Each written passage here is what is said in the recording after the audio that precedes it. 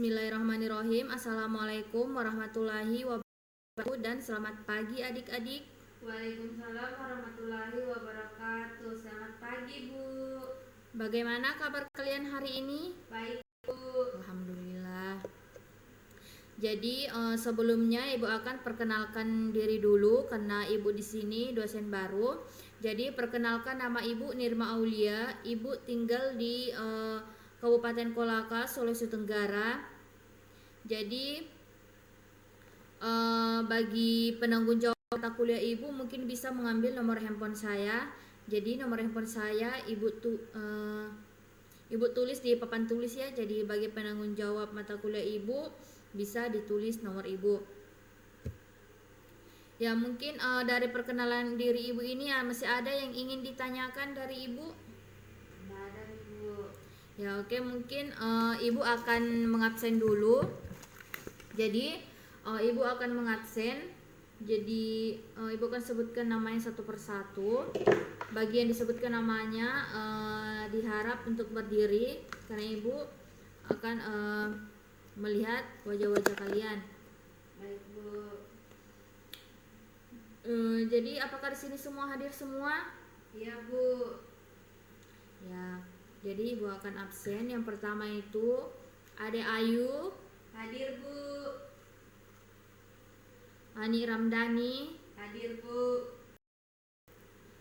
Asisa Aulia. Hadir, Bu.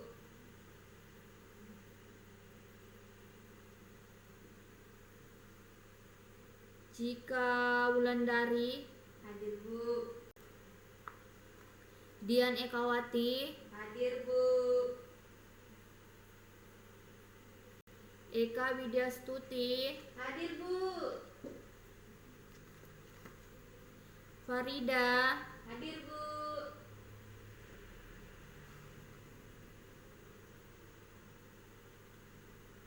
Fitri. Hadir, Bu.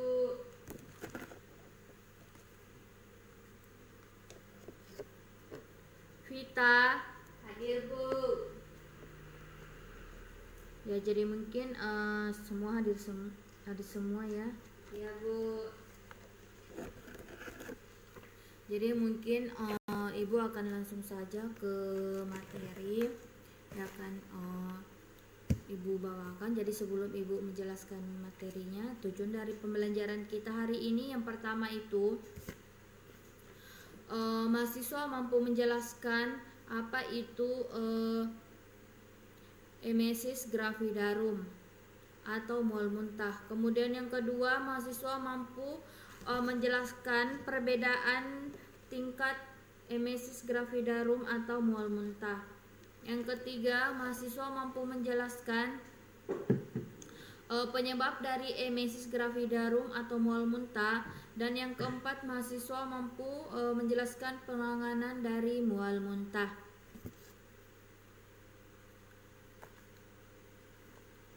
Ya, jadi sebelumnya mungkin sudah ada yang tahu apa itu emesis gravidarum atau mual muntah? Belum, Bu. Ya, di mana di sini mual muntah atau emesis gravidarum merupakan suatu keadaan mual yang terkadang disertai muntah, di mana frekuensi kurang dari 5 kali dalam sehari.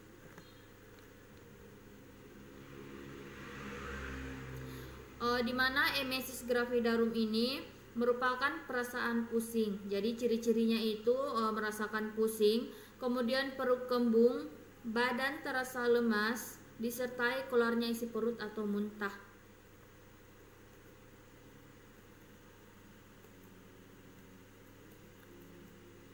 Nah, kemudian yang kedua itu perbedaan tingkat mual muntah atau emesis gravidarum. Nah, yang pertama itu morning sickness. Ya, di mana morning sickness ini merupakan perasaan pusing pada saat bangun pagi karena terjadi iskemia relatif akibat turunnya aliran darah menuju otak sehingga glukosa ke arah sistem saraf pusat berkurang. Jadi cara mengatasi situasi seperti ini, nah yang pertama itu pada saat bangun jangan terlalu terburu-buru. Jadi bisa perlahan-lahan baru bangun dari tempat tidur. Nah kemudian jika pusingnya sudah berkurang, jadi bisa jalan keluar kamar. Kemudian bisa juga dengan meminum teh hangat yang manis. Nah, jika sudah tidak pusing, bisa melakukan aktivitas seperti biasanya.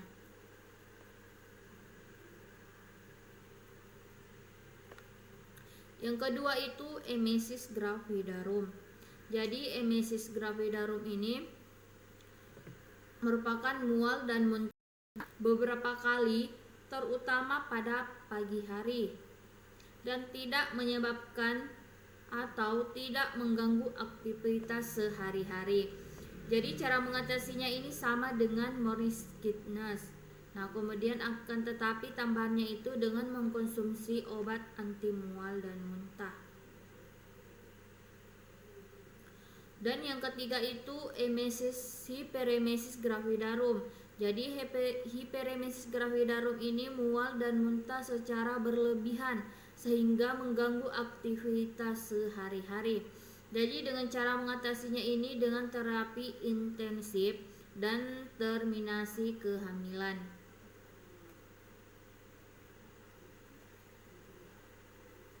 Adapun penyebab dari mual muntah itu sendiri. Nah, penyebab dari mual muntah dianggap sebagai masalah multifaktoral. Teori yang berkaitan adalah faktor hormon, sistem vestibular, pencernaan psikologis, hyperolfaction, genetik, dan faktor evolusi.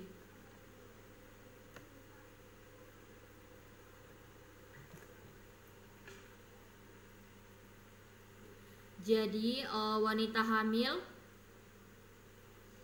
yang mengalami mual muntah didapatkan hasil resiko mual muntah meningkat pada primi gravida.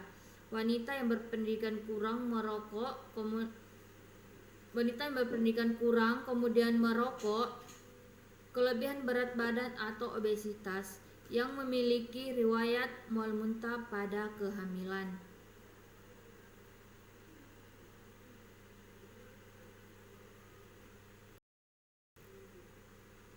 Nah, adapun tingkatan dari mual muntah. Yang pertama atau stadium pertama ini, muntah dapat dijelaskan sebagai perasaan yang sangat tidak enak di belakang tenggorokan dan epigastrium, sering menyebabkan muntah. Terdapat berbagai aktivitas saluran cerna yang berkaitan dengan mual, seperti saliva. Seperti meningkatnya saliva, jadi menurunnya tonus lambung dan peristaltik. Yang kedua, stadium kedua. Jadi merupakan suatu usaha involunter untuk muntah. Terjadi seperti muntah. Terdiri atas gerakan pernapasan spasmodik melawan glotis dan gerakan inspirasi dinding dada dan diafragma. Kemudian yang ketiga atau stadium 3, muntah merupakan suatu refleks yang menyebabkan dorongan ekspirasi isi lambung dan usus ke mulut.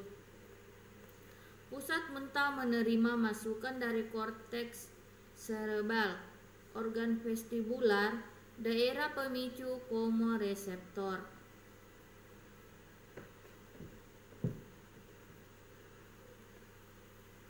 Adapun penanganan dari mual muntah atau emesis gravidarum. Nah, yang pertama itu farmakologi.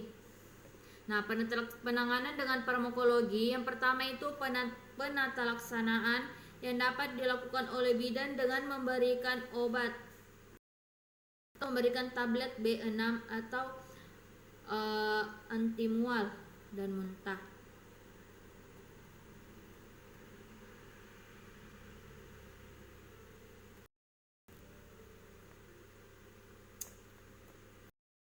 Kemudian yang kedua itu penanganan dengan non farmakologi. Nah, yaitu dengan melakukan pengaturan pola makan, yaitu memodifikasi jumlah dan ukuran makan. Nah, makan dengan jumlah kecil dan minum cairan yang mengandung elektrolit atau suplemen lebih sering. Kemudian mengkonsumsi makanan yang tinggi protein dapat mengurangi mual dan melambatkan aktivitas gelombang distrimik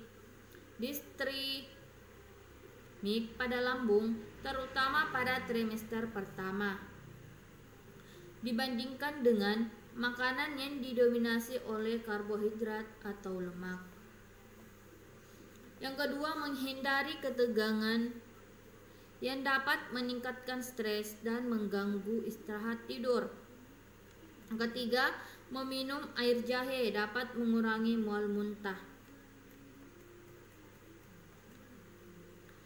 Jadi mungkin materi ibu cukup sampai di sini. Sekiranya jika ada yang kurang jelas, mungkin bisa ditanyakan. Jadi adik-adik yang ingin bertanya, ibu persilahkan. Mengerti, Bu. Ya, jika sudah tidak ada yang dipertanyakan, nah sebelum ibu menutup materi ini, ibu akan melakukan evaluasi atau mereview pembelajaran hari ini. Jadi ibu akan melakukan kuis. Jadi mungkin soal kuisnya bisa dilihat di papan tulis. Ibu akan tulis di papan tulis. Jadi jika sudah selesai mengerjakannya, bisa ketua tingkatnya pada ibu. Baik, Bu. Ya, jika sudah, kemudian sebelum ibu akhiri, ibu akan berikan tugas. Tugas ini akan dikumpulkan pada pertemuan selanjutnya, ya minggu depan jika tidak ada halangan. Ibu juga sudah tulis di papan tulis, mungkin bisa dilihat di papan tulis. Silakan dicatat tugasnya untuk minggu depan.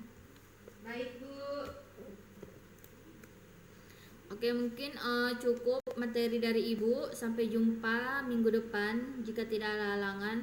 Jadi kurang dan lebihnya mohon dimaafkan. Wabillahi taufiq wal hidayah. Wassalamualaikum warahmatullahi wabarakatuh. Waalaikumsalam warahmatullahi wabarakatuh.